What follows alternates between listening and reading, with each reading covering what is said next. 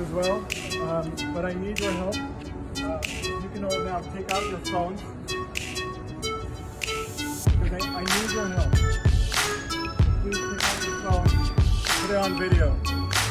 I'm going to stand here because I want everyone to see where I'm standing. I want everyone to see where we are.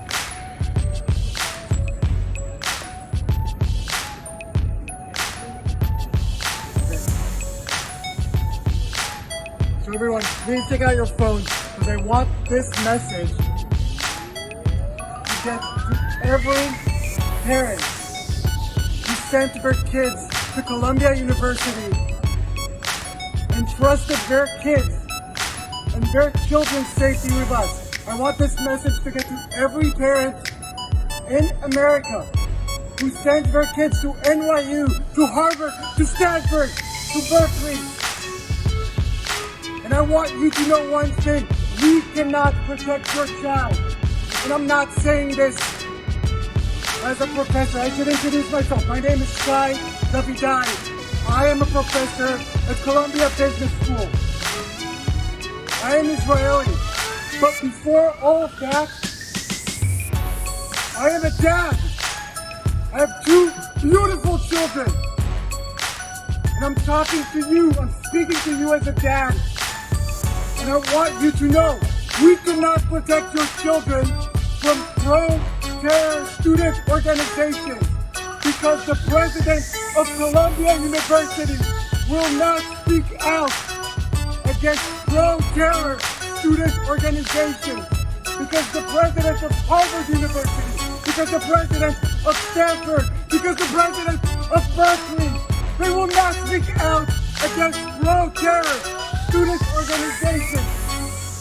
Last Saturday, 14 U.S. citizens were kidnapped into Gaza with 200 other Israeli, French, German, and other nationalities. 14 citizens of the U.S. are right now kidnapped in Gaza. And yet the president of the university is giving her support to pro-terror student organizations. I have an amazing 7-year-old son. Every night before I tuck him to sleep, we read a chapter of Harry Potter. And yet, to the students, to the pro-terror student organizations at Columbia, my 7-year-old son is a legitimate target of resistance just because he's Israeli. I have a 2-year-old daughter, a feisty 2-year-old daughter. She has two songs that are her favorite, Baby Shark and Shake It Off by Taylor Swift. And yet, to the pro-terror student organizations on campus here and at Harvard and at NYU and at Stanford and at Berkeley and at Northwestern, my 2-year-old daughter is a legitimate target of resistance. That is what they are selling.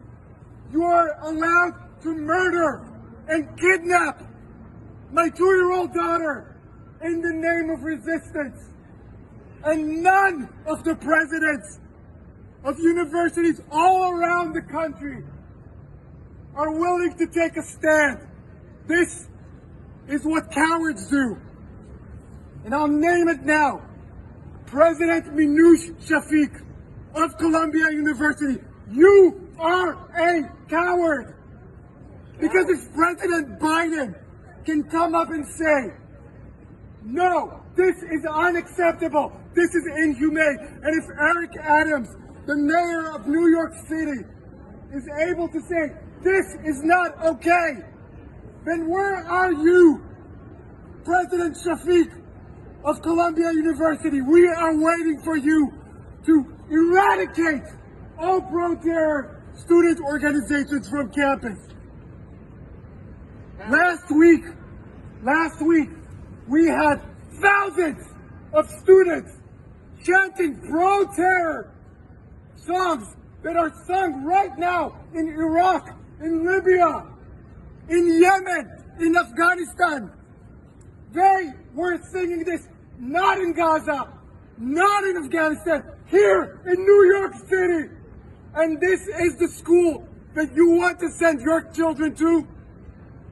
They were celebrating the rape of teenage girls in a music festival in the name of resistance. They were celebrating this. And the president of the university is allowing these pro-terror student organizations to march on our campuses. They brought a building here of the Center for Jewish Life had to go on lockdown. Not in Gaza, not in Tel Aviv, here in New York City. Because of this quiet, this cowardice of the presidents of NYU, of Columbia, of Harvard. And I'm telling every parent in the United States, it does not matter if you're Jewish or Christian or Muslim or Hindu or Buddhist or an atheist like myself. Rape is never okay.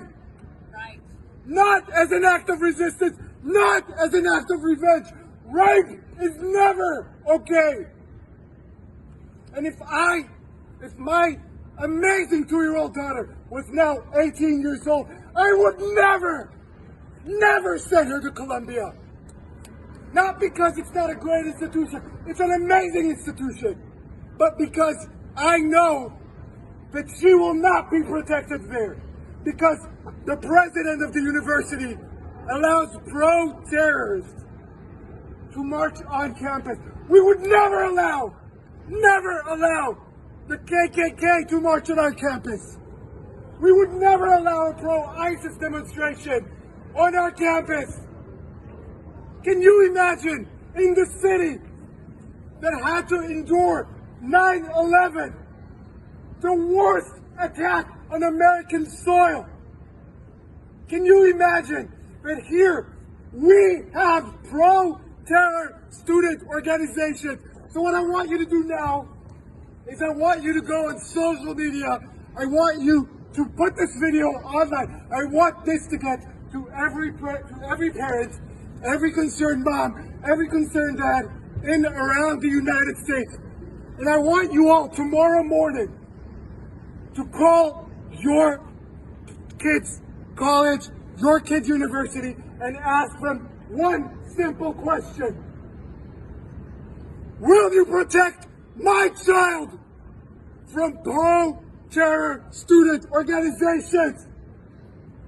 And if your kid is not yet in college, but you are a concerned parent or a concerned grandparent, I want you to call your senator, your representative in Congress, your governor, your mayor, and I want you to ask them, are the colleges in my city, in my state, who are funded by taxpayers' money, are they harboring pro-terror student organizations?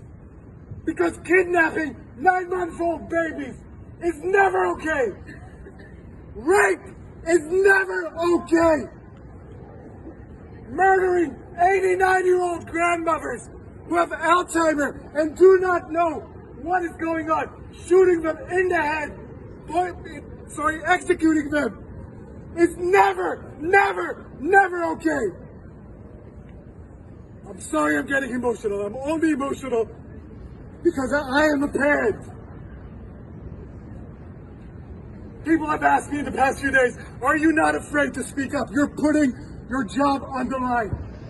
You got it all wrong. I am not afraid to speak up. I am speaking up because I'm afraid. I am speaking up because I walked onto my own campus, the place that is employing me and supposed to keep me safe. And I was shivering. I am 40 years old, and I was shivering to come to my own employment. Imagine not being able to go to your work because your boss does not value your life, because your boss supports pro-terror organizations. Thank you very much. Thank you.